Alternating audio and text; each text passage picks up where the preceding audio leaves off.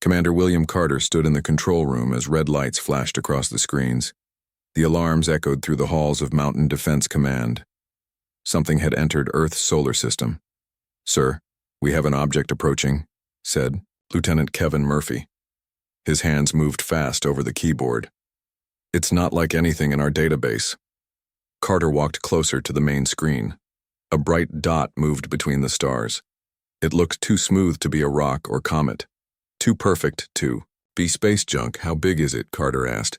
"About the size of a school bus," Murphy answered. "But sir, it's slowing down. Natural objects don't slow down in space." Dr. Lisa Rodriguez burst through the doors. Her lab coat flew behind her as she ran to the screens.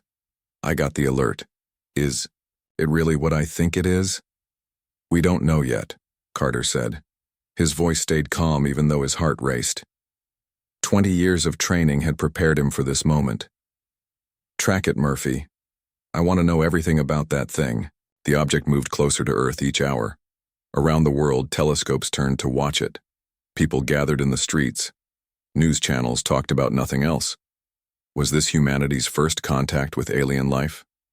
3 days later, the object stopped. It hung in space, perfectly still, exactly 1 million miles from Earth. Then it did something that changed everything. A beam of light shot from the object. It hit every satellite, every telescope, every radio dish at the same time. Carter and his team heard a voice in their headsets. It spoke perfect English. "People of Earth," the voice said. "We are the Galactic Council. We have been watching you for many cycles." Rodriguez grabbed a notebook. She wrote as fast as she could. Murphy turned up the volume. "Your species has developed weapons of war," the voice continued. "Your nuclear bombs and chemical poisons threaten the balance of the galaxy. You must give up all military technology immediately." Carter felt his jaw tighten. His hands formed fists at his sides. "You have 30 Earth rotations to comply," the voice said. "Remove all weapons. Destroy your war machines. Open your planet to our inspection teams. If you refuse, your species will be eliminated." The message ended. The object hung silent in space. Inside Mountain Command, nobody moved. "Nobody," spoke finally. Carter turned to Murphy. "Get me the president on the secure line." "Yes, sir." Rodriguez looked at her notes. Her hands shook slightly. "They called it the Galactic Council. That means there are other species out there. Many of them. Did they just threaten to destroy Earth?" Murphy asked. "They did," Carter said. "And we have 30 days to decide what to do about it." Within hours, world leaders gathered in emergency meetings.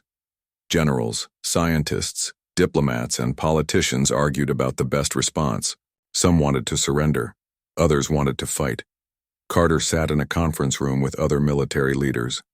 General Patricia Johnson, Supreme Commander of Earth Forces, led the meeting. "Our options are simple," Johnson said. "We give up our weapons, or we prepare for war." "How can we fight beings advanced enough to travel between stars?"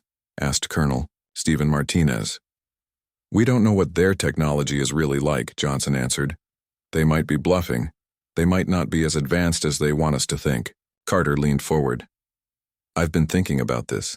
They gave us 30 days. Why? If they can destroy us easily, why wait?" "Maybe they need time to bring more ships," Rodriguez suggested. She had joined the meeting as an expert on alien communication. "Or maybe they're testing us," Carter said, "seeing if we'll surrender without a fight." Johnson nodded. "I agree, and I think we should prepare for the worst." She pressed a button on the table. A hologram appeared showing a massive underground facility. "Welcome to Project Shield," Johnson said. "For the last 10 years we've been preparing for this exact scenario. We have secret bases, hidden ships, and weapons the public knows nothing about." The hologram showed sleek spacecraft, unlike anything Carter had seen before. Strange weapons with no clear design, massive cannons that seemed to bend light itself. "We've been working on our own space technology," Johnson continued. "Based on theoretical physics and some very smart guessing. If aliens can travel the stars, so can we." Carter felt hope rise in his chest. "You mean we can fight back?" We can try, Johnson said. But we need those 30 days to get ready. Back at Mountain Command, Carter gathered his best team. Murphy would handle communications. Rodriguez would study any alien signals they could intercept. Carter would coordinate with other defense centers around the world. Listen, Carter told his team. The world is counting on us. Those aliens think we're primitive. They think our weapons are barbaric.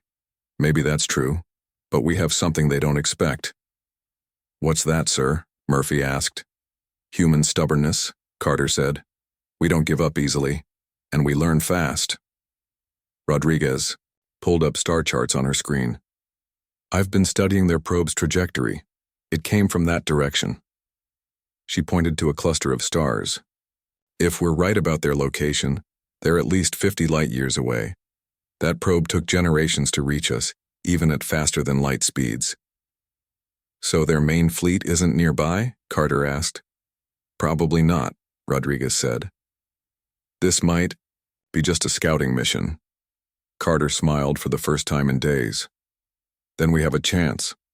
Let's show them what humanity can do when we're pushed into a corner. Outside, people prepared in their own ways. Some built bunkers, others joined. Civilian defense groups. Everyone knew their lives had changed forever. The universe was bigger than they had imagined, and it wasn't friendly. In the government's secret facilities, scientists worked day and night. They pulled out blueprints that had been theoretical for years. They tested weapons that had only existed in computer simulations. They prepared humanity's first space fleet for combat, and Carter watched the alien probe every day. It stayed motionless, a silent reminder of the deadline. 30 days to decide humanity's fate. Surrender and live as slaves or fight and risk extinction. Inside the Mountain Command, large screens counted down the hours. Each military branch prepared their forces.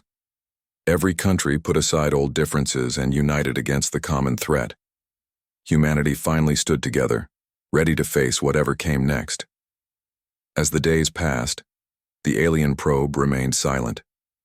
No more messages, no threats, just the constant reminder that someone out there was watching, someone with the power to end human civilization.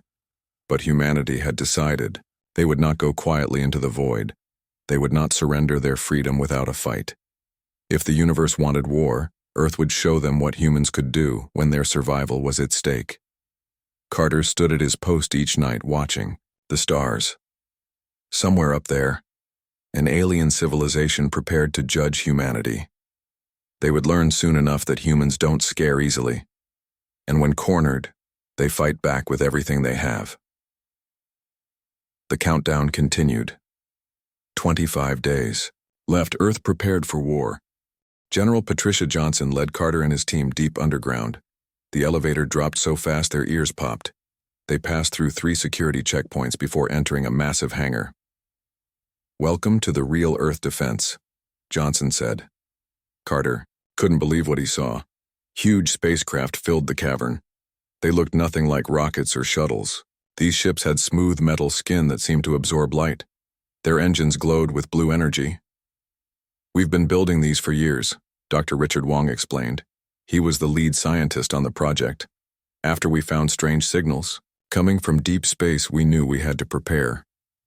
These ships can actually fly between stars? Rodriguez asked, touching the nearest craft. Wong smiled. Better than that. They can bend space around them. These drives don't move the ship, they move space itself. Carter shook his head in amazement.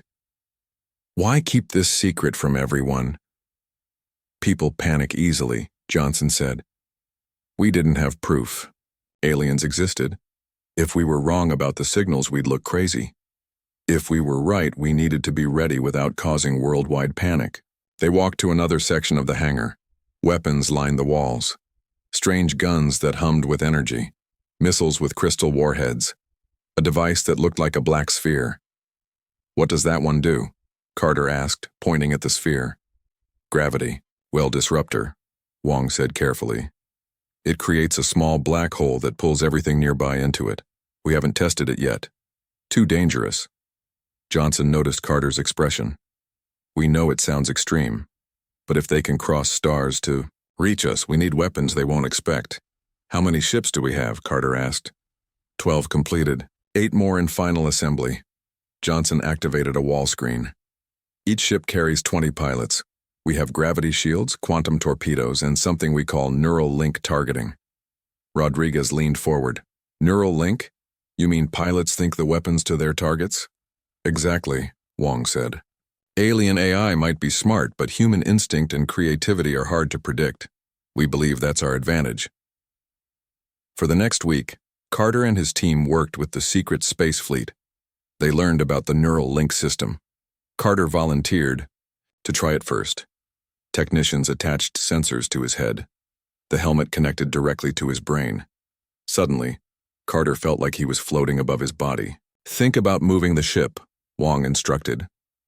Carter pictured the ship turning left. It obeyed instantly. He thought about firing weapons. Targeting screens appeared in his mind. He could see, feel, and control everything without touching any controls. This is incredible, Carter said after the test. It's like the ship becomes part of me. That's exactly right, Wong said. We learned that human creativity works better than any program. When pilots imagine a move, the ship finds the best way to do it. Captain Emma Davis joined them. She led the pilot training program. Alien ships probably use perfect calculations, she explained. But human pilots, we improvise. We do crazy things that work even when they shouldn't. Over the following days, Carter saw Earth's military transform. Regular Air Force bases had hidden underground launch tunnels. Navy ships converted to orbital command centers. Army units practiced fighting in low-gravity environments. Every military branch now serves one purpose, Johnson told him. Protecting Earth from space attack. Carter noticed something else. The equipment looked crude at first glance. Wires, metal plates, basic designs. But inside the simplicity, he found incredible power. Why do our weapons look so rough compared to science fiction movies? He asked Wong. Because real technology doesn't need to look pretty, Wong answered. But these quantum torpedoes can crack a moon in half. These energy shields can stop light itself. We built them to work, not to impress. Murphy discovered something important while monitoring the alien probe. Sir, I've been checking all communications. That probe is sending information home. What kind of information? Carter asked. Energy signatures, weapon tests. Every time we move ships or test systems, it reports back. Murphy showed his data. It's watching everything we do. Johnson made a quick decision. Then we'll give it something to watch. Start testing the weaker weapons. Make it think that's all we have. They ran fake tests with ordinary missiles. They moved old jets around the airfields. They made noise about nuclear defense while hiding their real capabilities. Meanwhile, deep in space, Earth's secret satellites watched the probe. They discovered something surprising. The probe seemed old. Its technology looked advanced but had signs of wear. Rodriguez studied the findings. The aliens might not be as far ahead as they claim. This probe could be decades old by their standards. Or maybe it's just a messenger, Carter suggested. Their real weapons might be much stronger. As the deadline approached, humanity divided into two groups. Most people saw only the surrender threats on news channels. They argued about what to do. Should Earth give up its weapons to save lives? But in secret bases around the world, the real Earth defense prepared for war. Pilots trained in simulation chambers. Scientists fine-tuned new weapons. Engineers checked every system multiple times. Carter spent time with the pilots. They came from every country. Different languages, different cultures, but united in one mission. What if we're wrong? Asked Lieutenant Ryan O'Connor, a fighter pilot from Ireland. What if they really can destroy us easily? Then we'll die fighting, Carter answered. But I don't think they expected us to prepare. They thought we'd panic or surrender. They don't know humans yet. Captain Nicole Peterson, the weapons specialist, showed him her favorite creation. Look at this beauty. She pointed to a device that looked like a metal tube. Antimatter injector. One shot can explode an entire mountainside. How did we develop all this so fast? Carter asked. He still couldn't believe how advanced Earth's tech had become. Smart people working non-stop for years. Peterson smiled. Plus, fear is a great motivator. Once we knew something was out there, nothing could stop us from getting ready. The probe continued its silent watch as Earth days became weeks. Inside Mountain Command, the countdown continued. 20 days left, then 15. The tension built as everyone prepared for what came. Next, Johnson called Carter to her office. "We've made contact with someone else," she said quietly. "Another alien species?" "No. Other humans. There's a colony on Mars we kept secret. Mining operation that started 20 years ago. They've been building defensive weapons too. We're not alone in this fight." Carter felt both relief and worry. "Mars can help?" "They have ice planet bombers," Johnson said. "Designed for mining but can be converted. They'll join our fleet when the time comes." Every new discovery made Carter realize how much humanity had prepared, how many secrets governments had kept to protect people from fear. But now those secrets would save lives. On the 19th day, something changed. The alien probe moved, slightly. Just a tiny adjustment, but enough to notice. Murphy tracked it carefully. It's positioning itself better, like it's getting ready for something. Carter and Rodriguez checked the data. The probe now faced directly toward Earth's major cities. Its position allowed quick strikes on population centers. "They're not bluffing," Carter said. "They really plan to attack if we don't surrender." That night, Carter stood outside Mountain Command. He looked at the stars and thought about humanity's place in the universe. They weren't alone. They weren't special. But they had one advantage the aliens didn't expect. Humans were unpredictable. They learned fast. They adapted quicker than any program. And when threatened, they fought with everything they had. 11 days until the deadline. Earth prepared for the biggest battle in human history. President Daniel McKinnon sat in the war room with leaders from every major nation. Screens showed the alien probe hovering just outside Earth's atmosphere. The deadline was now only 10 days away. "We need to make a decision," said the Chinese. "Premier, do we surrender or fight?" "Fighting might mean extinction," warned the Russian president. Admiral Catherine Brooks stood up. Her uniform displayed medals from 30 years of service. "May I show you something?" She pressed a button on her remote. The main screen changed. It showed deep space through a powerful telescope. Suddenly, bright dots appeared near Jupiter's orbit. "What are those?" McKinnon asked. "Alien ships," Brooks said calmly. "They arrived an hour ago. We count 57 vessels." The room fell silent. Everyone stared at the dots of light moving closer to Earth. "How long until they reach us?" asked the French president. 8 days, Brooks answered. "Perfect timing to arrive before the deadline." Carter and Murphy worked frantically to gather information about the approaching fleet. Lieutenant Paul Richardson joined them in the intelligence center. "I've been studying the radio signals between the probe and those ships," Richardson said. "The aliens use old encryption. I broke parts of it last night." "What did you find?" Carter asked. Richardson showed them translated messages on his screen. "They're talking about a mining operation. After they remove Earth's weapons, they plan to strip mine our planet for rare metals." Murphy looked up from his console. "They don't just want us to surrender weapons. They want to destroy Earth itself." Carter felt anger rise in his chest. "We need to tell the president." Within an hour, the intercepted messages spread through military command. The aliens didn't just want compliance. They planned to take Earth's resources and leave the planet dead. "This changes everything," McKinnon said when he heard the news. "We have no choice but to fight." The world leaders agreed. They would resist. But they needed a plan. Admiral Brooks unveiled Project Homecoming. "We have deployed hidden satellites throughout the solar system. Each satellite has multiple defense platforms. The aliens don't know about them." She showed a map of the solar system. Red dots surrounded Earth, Mars, and even out past Jupiter. "When the alien fleet reaches this point," she pointed to a spot near Mars, "they will be surrounded by our weapons. We call this the outer defense ring."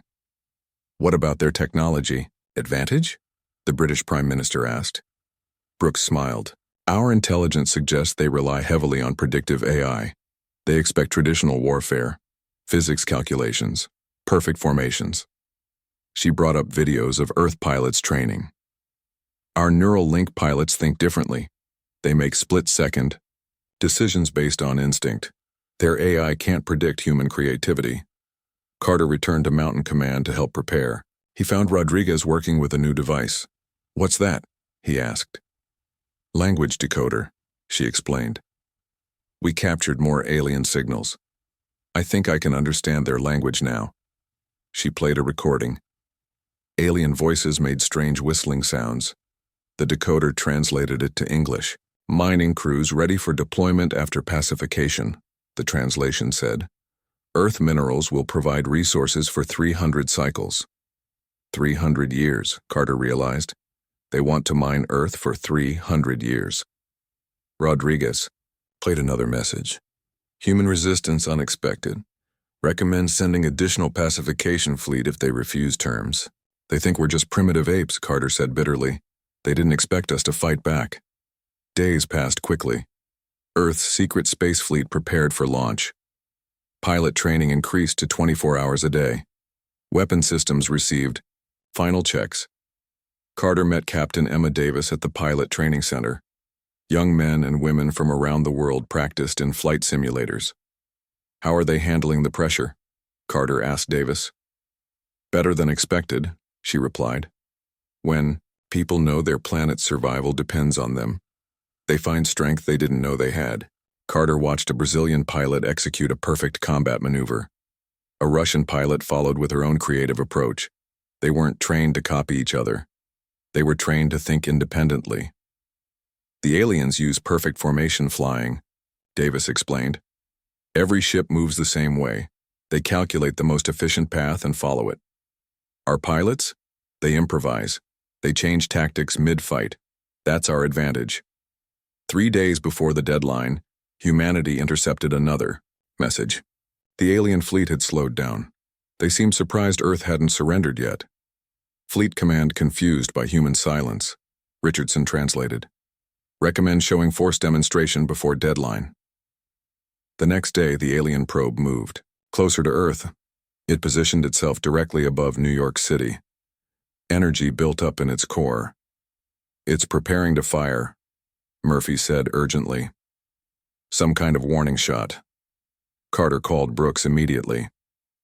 "Admiral, they're going to attack New York." "We're ready," Brooks said. "Watch this." A new satellite appeared in Earth's orbit. It had been invisible until now, using stealth technology. As the probe prepared to fire, the satellite released a pulse of energy. The probe stopped immediately. Its weapons powered down, the signal cut off. "What did you do?" Carter asked. "Electromagnetic pulse," Brooks explained. "Scrambled their systems. The probe won't work for at least 12 hours. Around the world, people watched news coverage of the disabled probe. For the first time, they saw Earth fight back against the alien threat. Inside the United Nations building, Ambassador Holly Mitchell addressed the assembled nations. "We have 48 hours until their deadline. The aliens plan to destroy our planet. We must stand together." Every nation pledged their support. Old enemies became allies. Even countries with damaged relationships promised to share their resources and technology. Richardson continued intercepting messages. "They're arguing among themselves," he reported. "Some aliens want to negotiate again. Others want immediate attack." "They're divided," Carter realized. They expected easy victory. Now they're not sure. Fleet Admiral Christopher Lewis arrived from the Pacific Fleet. "Our submarines have been converted to space launch platforms," he told the command team. "We can launch ships directly from the ocean. The aliens won't expect underwater launch pads." Earth's defense strategy became clear. Multiple launch points, surprise attacks, unpredictable tactics, everything designed to confuse and overwhelm the alien fleet. On the final day before the deadline, something unexpected happened. A smaller probe separated from the fleet. It approached Earth slowly, transmitting on peaceful frequencies. "They're sending a diplomat," Rodriguez said. "They want to talk." McKinnon, Brooks, and Carter watched as a shuttle landed in Nevada desert. The world held its breath as first contact happened face to face. The alien stepped out. It looked like a tall, thin human with gray skin and large eyes. It spoke through a translator device. "We offer new terms," the alien said. "Keep your weapons. Give us mining rights for 100 cycles. No destruction." "After you threatened to destroy us?" McKinnon asked. "Reconnaissance error," the alien replied. "Your resistance surprised Council. They authorized negotiation." Carter studied the alien's face. Fear showed in its large eyes. They hadn't expected humanity to prepare for war. They thought Earth would surrender immediately. "Tell your council," McKinnon said firmly. "Earth belongs to humans. We will share resources fairly, but we will not be conquered or exploited." The alien's translator crackled. "Council will resist new terms. Fleet attack in 12 hours if you refuse mining rights." "Then tell them to attack," Brooks said. "We're ready." The alien shuttle lifted off. Messages flew between Earth and the alien fleet. The probe reactivated, watching Earth's final preparations. Carter returned to Mountain Command. On the view screen, the alien fleet formed attack positions. 57 ships arranged in perfect mathematical formations. They looked unstoppable. "Pilots, to stations," Brooks ordered. "All units, prepare for combat." Earth's secret fleet powered up their engines for the first time. Blue energy filled hangars around the world. Neural link systems activated. Pilots connected their minds to their ships. "Final message from alien fleet," Murphy announced. "They demand surrender in 1 hour or they attack." McKinnon's voice broadcast to all Earth forces. "Humanity does not surrender. Humanity does not kneel. If they want war, we'll show them what humans can do." The countdown began. 60 minutes until the biggest battle in human history. Earth's defenders took their positions. Ships waited in underground launch bays. Satellites armed their weapons. Submarines prepared to surface. The alien fleet moved closer. Their formations remained perfect. Their AI calculated every possible counterattack, but they didn't understand humans. They didn't know that behind simple-looking technology, Earth had hidden incredible power. They didn't realize that human unpredictability could defeat mathematical precision. The clock ticked down. 30 minutes. 20. 10. 5. Carter watched the screens. Every defense system online. Every weapon ready. Every pilot connected and prepared. Earth had refused to surrender its freedom. Now they would fight for their survival. The timer reached 0. War had come to Earth's doorstep. The first shot came from space. A bright beam of energy struck toward Earth's surface. It was meant to destroy Sydney, Australia. But the beam hit something invisible and bounced away harmlessly into space. "Energy shield holding," shouted a technician at Sydney Defense. Earth's hidden shields protected every major city. The aliens' first attack failed completely. Colonel Stephen Martinez commanded the ground-to-space batteries. "Return fire," he ordered. Massive cannons hidden in mountains fired back. Blue streams of energy shot toward the alien fleet. 3 alien ships exploded instantly. Their perfect formation broke apart. "They didn't expect us to fight back," Carter said in the command center. "They thought they'd scare us with the first shot." Murphy tracked the alien ships on his screen. "Their formation is breaking. They're trying to regroup." Admiral Brooks activated Earth's secret fleet. "All ships launch immediately. Execute Plan Chaos." Around the world, hangars opened. Blue fire erupted as Earth's ships blasted into space. They didn't follow any organized pattern. Each ship took different routes. Some climbed straight up. Others curved around Earth first. "Why aren't our ships flying together?" President McKinnon asked. "That's the point," Brooks explained. "Aliens expect formation flying. We're giving them chaos." Captain Emma Davis commanded the USS Defiance. Her neural link connected her to the ship. She felt the engines as part of her body. She thought about spinning left and the ship obeyed without delay. "Enemy ship approaching," her co-pilot warned. Davis grinned. "Let's show them human flying." She imagined the impossible. The ship curved upward, twisted sideways, then dove straight down. The alien weapon fire missed completely. "Quantum torpedoes ready," reported the weapons officer. "Fire at will," Davis ordered. She thought about the target. The torpedo left her ship with perfect accuracy. It hit the alien's engine core. The ship exploded in silent space. Squadron leader Ryan O'Connor led 12 fighters into battle. His wing didn't fly in neat lines like air shows. They scattered across space like leaves in the wind. "Brake pattern Omega," O'Connor commanded. Every pilot went a different direction. The aliens couldn't target them all at once. Earth's weapons surprised the alien fleet. Gravity well disruptors pulled 3 ships together, creating a massive collision. Antimatter missiles turned parts of ships into pure energy. Smart mines attached to hulls and exploded on command. "Their shields can't handle our quantum weapons," Nicole Peterson reported. She monitored weapon effectiveness. "Our tech might look crude, but it hits harder than anything they have." The battle spread across space. Earth used the moon as cover. Ships hid behind its dark side before attacking. Mars Colony Launch Center sent reinforcements. Ice Planet bombers joined the fight. Their mining equipment converted to weapons. Carter watched the battle unfold. Points of light exploded across the darkness. Ships dodged and weaved. Both sides took damage. "Our casualty report?" he asked. 12. "Ships damaged, 3 destroyed," Murphy answered. "But we've destroyed 15 alien ships and damaged 20 more. They have more ships," Carter noted. "But we're fighting better than expected." The alien flagship tried a new tactic. It moved behind the asteroid belt and launched thousands of small attack drones. Each drone had basic AI and a weapon. "Drone swarm incoming," someone shouted. The drones looked like metal insects swarming toward Earth's fleet. Captain Davis saw them first. "Defiance to all ships. Switch to ECM mode." Earth's ships activated. Electronic countermeasures.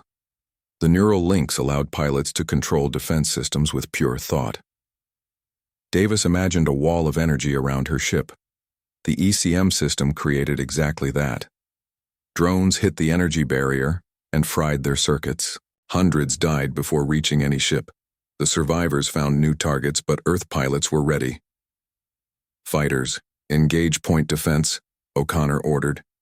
His squadron used rapid-fire plasma guns. Each burst destroyed dozens of drones. "They're just machines. No creativity, no surprises." On Earth's surface, General Johnson coordinated ground support. Hidden railguns fired projectiles at near light speed. These simple weapons needed no fancy technology. Pure kinetic force smashed through. "Alien shields. Ground batteries, target the flagship," Johnson commanded.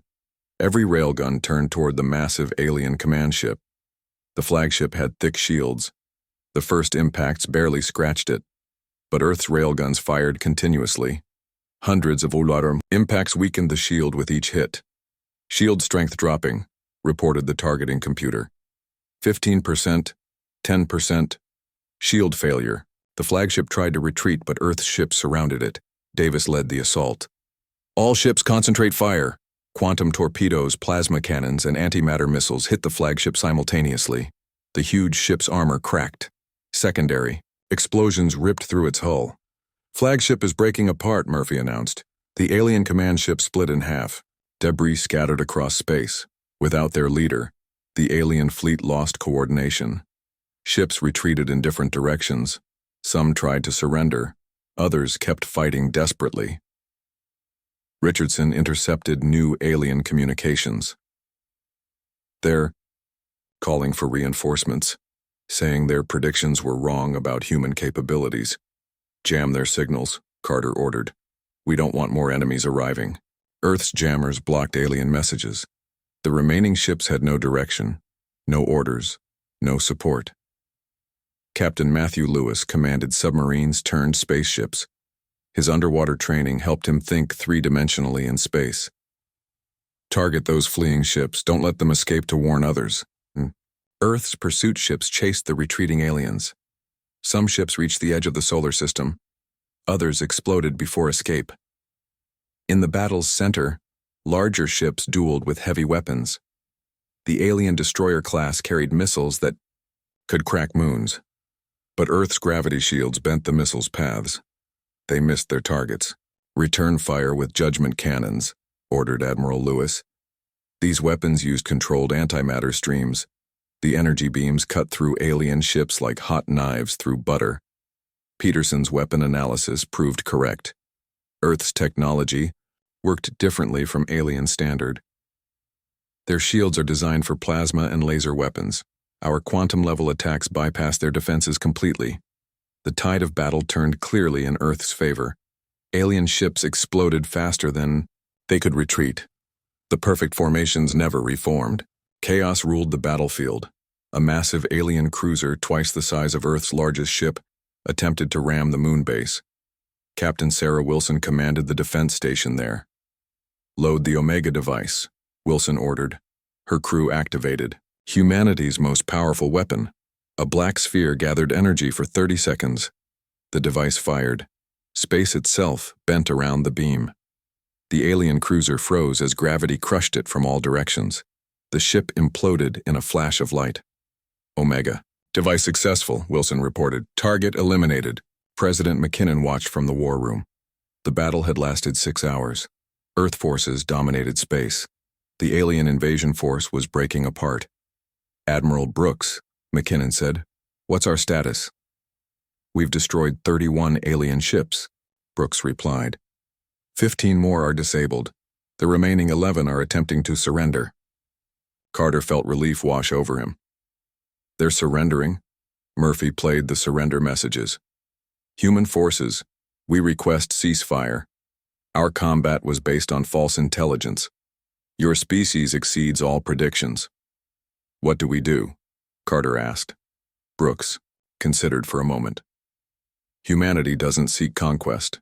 We seek peace. But peace requires respect."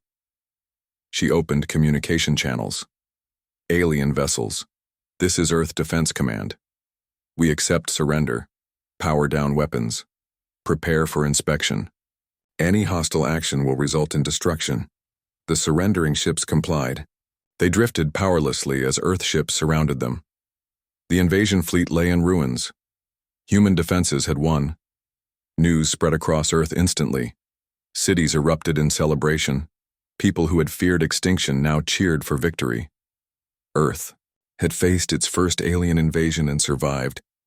But Carter knew this was just the beginning. The galaxy was big. Other threats might come. Earth needed to stay ready. In space, Earth ships collected alien survivors. Engineers studied captured technology. Scientists analyzed enemy equipment. Every piece of knowledge made humanity stronger. Admiral Brooks stood on the bridge of her flagship. She looked at the debris field that was once an invasion fleet. "This is Earth. We are not primitive. We are not weak. And we are not to be threatened." The battle ended, but Earth's age as a spacefaring civilization had just begun. Humanity had proven they belonged among the stars, not as conquerors but as equals who could defend themselves. Ambassador Holly Mitchell sat across from the captured alien commander. The tall gray being's large eyes studied her carefully. Its translator device hummed as it spoke. "We made an error," the commander admitted. "Galactic Council intelligence severely underestimated Earth. Your technology surpasses our projections by several hundred cycles." Mitchell leaned forward. "Your projections were based on what?" "Standard development patterns," the alien explained. "Species typically reach spaceflight, nuclear power, and basic AI sequentially. You develop them simultaneously, plus technologies we've never seen." "Why did you threaten to destroy us?" Mitchell asked. The alien shifted uncomfortably. "Council? Policy. Species with nuclear weapons are dangerous.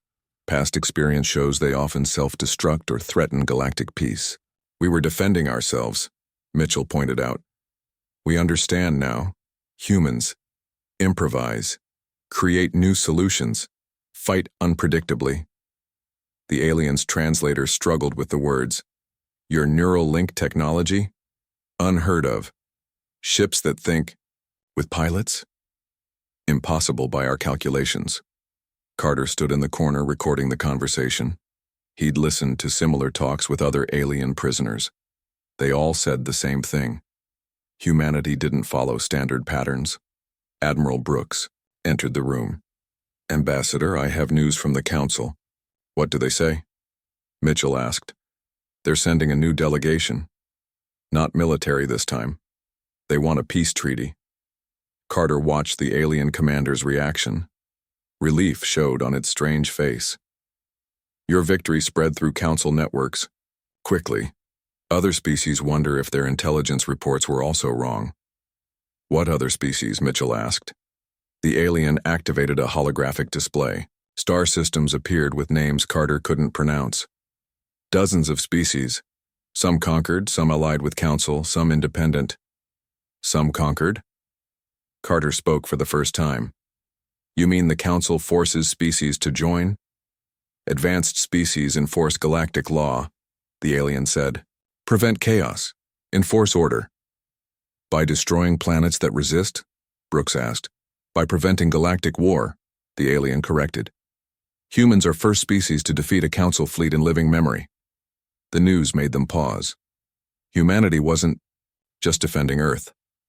They'd challenged the power structure of the galaxy. Later, Carter, Brooks, and Richardson studied information from captured alien computers. They found lists of conquered worlds, species that surrendered when the Council arrived, others that fought and lost. "Look at this," Richardson said.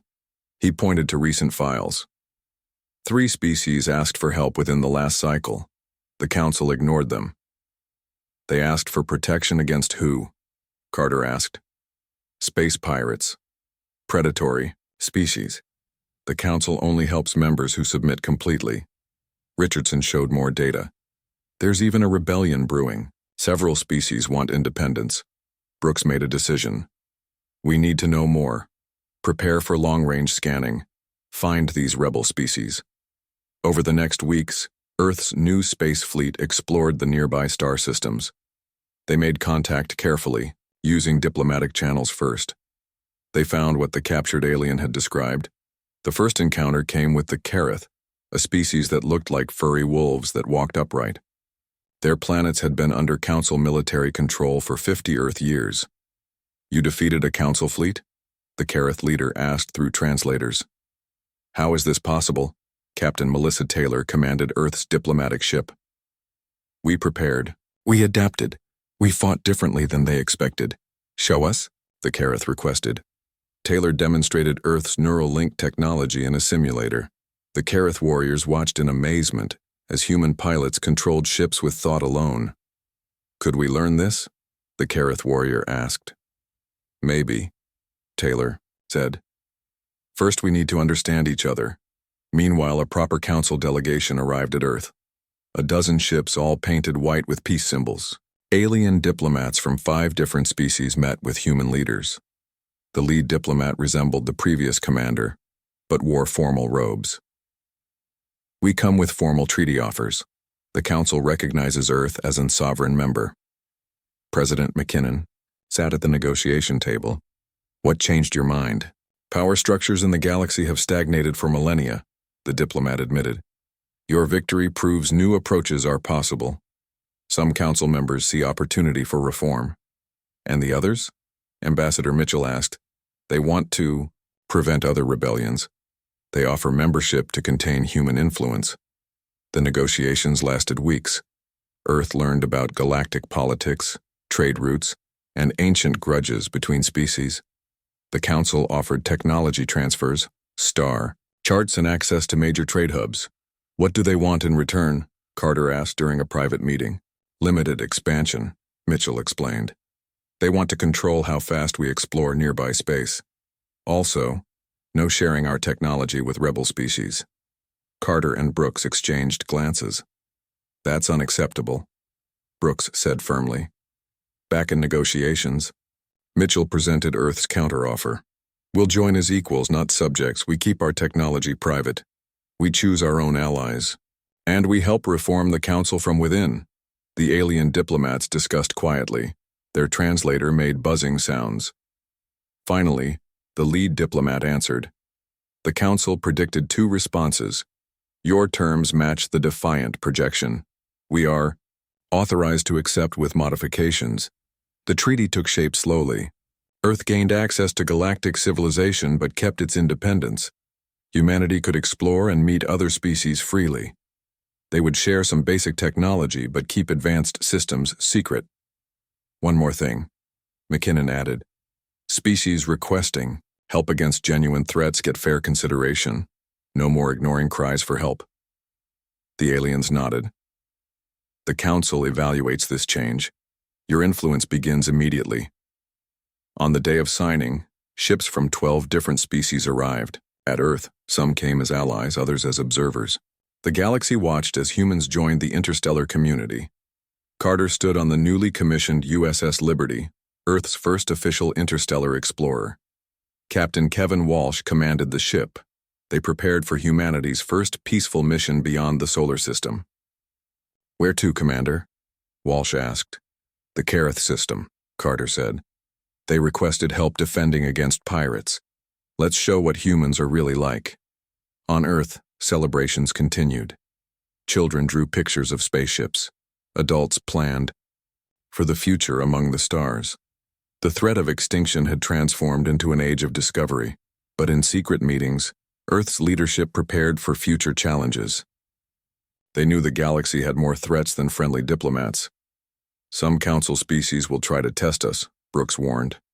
Pirates will attack our ships. We need to stay strong. Agreed, said General Johnson.